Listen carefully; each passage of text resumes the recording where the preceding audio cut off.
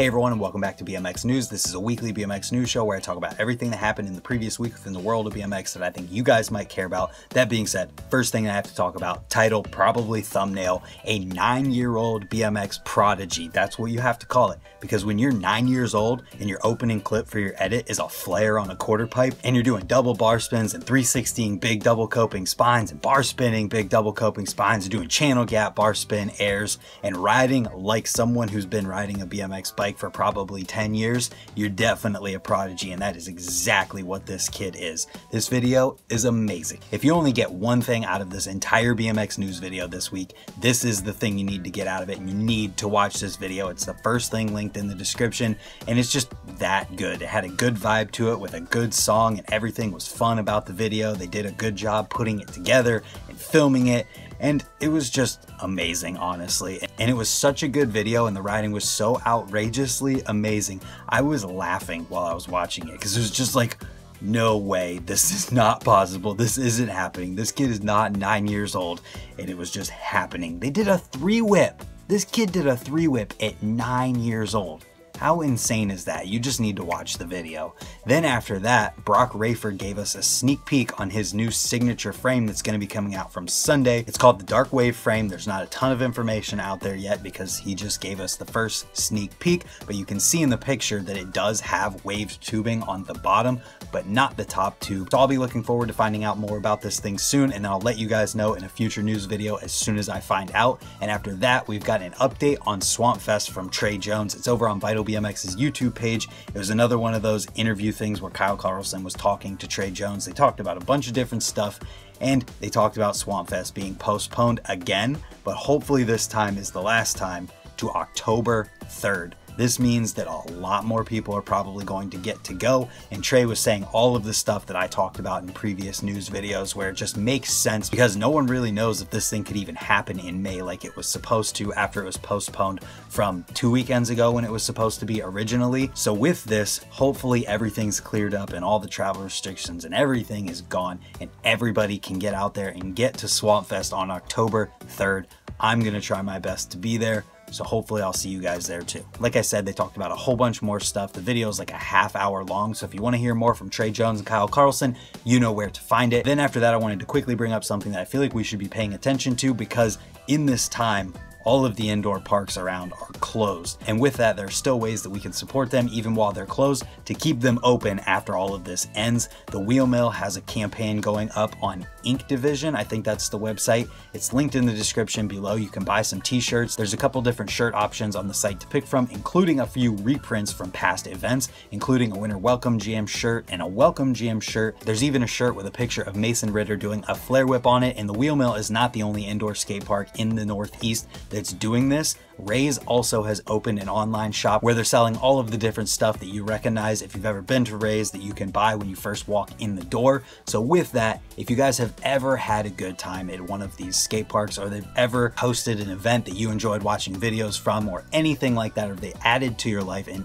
any way in the past, now is the time to support them and head on over and at least buy a t-shirt or something. The links are in the description below. Supporting your local parks is the only way that they're going to stay through all of this, so we got to do it and make sure that we have somewhere to ride next winter. And that brings us into the videos from this week, and with that, I think BMX companies have figured out that most people are at home right now with nothing but time, so they've been releasing a whole bunch of different videos from the past, even current stuff or some lost tape stuff for people to watch, and I have a whole bunch of those to list off for you guys to watch if you need something to pass the time. And the first one that I want to talk about is with Hobie Doan, and it's called Roll Up Foo. And the thing that I like about Hobie Doan and his videos is the fact that within them, you never really know what he's going to be doing. You can't predict it. He's got that techie jib type stuff, but you don't know if the next clip's going to be some big gnarly handrail or manualing a handrail, or if he's going to do something on a sub. Like in this video, he does a 270 to double peg to manual 180 down out of the wedge. And it's that unpredictability that's so refreshing in BMX videos, because we all know it's true. Most of the time when you're watching a video of your favorite pro, you know what's going to be coming next, or you have some idea, or they're in the middle of a line and you're like, oh, he's going to bar spin here, he's going to tail whip there, oh, he's going to nose manual there. We just know what's coming. And with someone like Hobie Doan, you just have absolutely no idea what's coming next, because he's so versatile in the types of things that he's doing. but it's all contained within the streets at the same time, and that's what I think makes it so good. So that video is the first one I wanted to talk about. But then after that, we've got something where I was saying companies have kind of caught on that people have time to watch videos.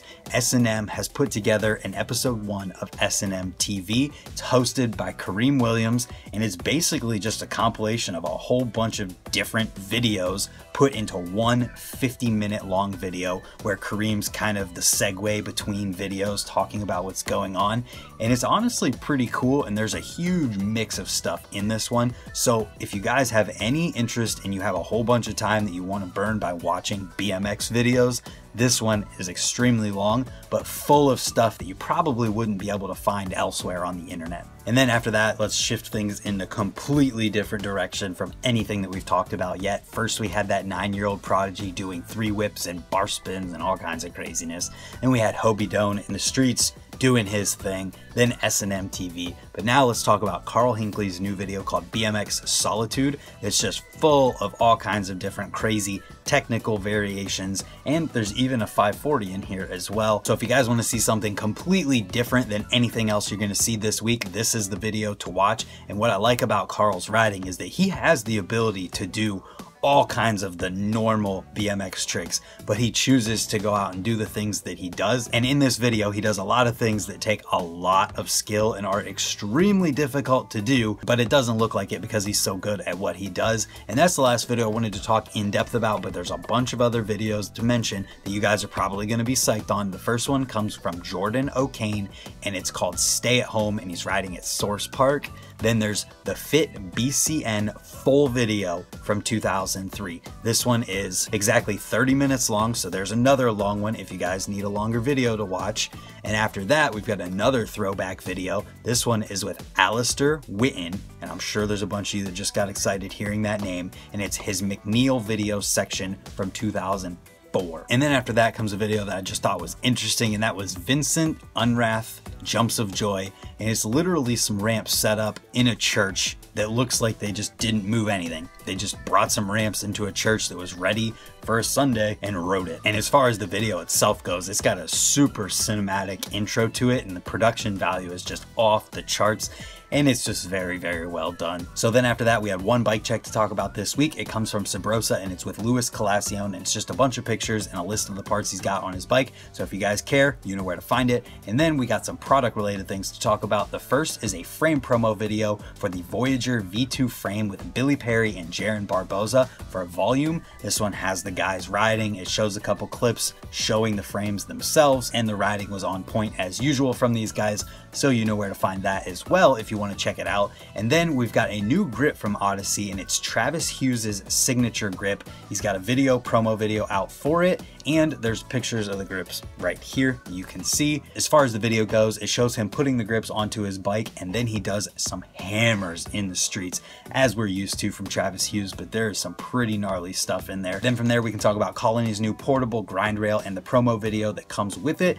In the description of the promo video is all of the different specs and features of this rail. It's actually longer than the Barboza street rail, and it's made in Australia, so I'm sure it's probably going to cost a fortune to get shipped to the US. Either way though, they might get distribution here, so you might be able to get your hands on a longer version of the Barboza street rail if that's something that interests you. And there's a whole bunch more stuff about it, that it's good for like crooked grinds, how thick the rail itself is, how tall it is, it's 3 meters long, and all of that stuff. So if you guys want to check that out, I keep saying it and I keep repeating it, and I'm getting annoyed at myself for it, but you know where to find it. So then from there we can talk about the interview stuff from this week. The first thing I want to talk about comes from Haro BMX, and it's called the Sport and Master Project. And basically what this is Mike Dominguez and Bob Haro talking about the Haro Sport and Haro Master, and just giving a little bit of background information on Mike Dominguez and how he got involved with Haro, and how the Sport was kind of Haro's first signature frame, and it was Mike's signature frame, and it leads into how they're remaking the Haro Sport and the Haro Master frames, but they're making them exactly the way they were back then. From what I can gather in the video, I don't believe these have been changed to be modernized whatsoever. So unlike the bikes that they've been making previously, where they put the integrated headset and mid-bottom brackets in there and try and make them kind of up to today's standards, these frames and forks are made exactly the same way they were made back in the day, with the 1-inch headsets and the screw-on and all of that stuff that I honestly don't know that much about. out. But I think it's pretty cool, and I think that there's a lot of you who were riding whenever these frames came out, and you might be excited about this, but you might be disappointed to know that they're only making 150 of each one, so they're very limited. And if you guys are interested whatsoever, you could probably find your way around the internet to find how to buy one of these, if you even can anymore. I honestly don't know. But with this, I'm kind of curious to hear you guys' thoughts on this. Are you excited that they remade it the way that it was made back in the day? Or would you have rather them put the integrated headset and mid-bottom bracket in there and made them up to today's standards of BMX bikes? Kind of curious. Let me know your thoughts in the comments down below. And then after that, we've got a video with Alex Hiam called On the Couch, and it comes from Colony, and it's not what you might think it is with the title On the Couch. He's sitting on a couch just talking about his different signature parts and the reasoning behind some of the things and kind of the evolution behind them, because he got his signature sweet tooth frame when he was 13 years old. That's kind of crazy. I'd wonder if he's the youngest person to ever have a signature frame at 13. I don't know, maybe somebody else knows out there. But yeah, he gives the rundown on his signature parts in this video. So if you guys want to hear more or learn more, or you're considering any of these parts and you want to hear a little bit more about them, this is the video to check out. And with that, I want to hear you guys' thoughts on anything that I talked about this week in the BMX news video. If you guys enjoyed it and you haven't yet, or you're new here, consider hitting the subscribe button down below while you're down there. And hopefully that'll mean we'll see you tomorrow for another video. Thank you guys for watching, and goodbye.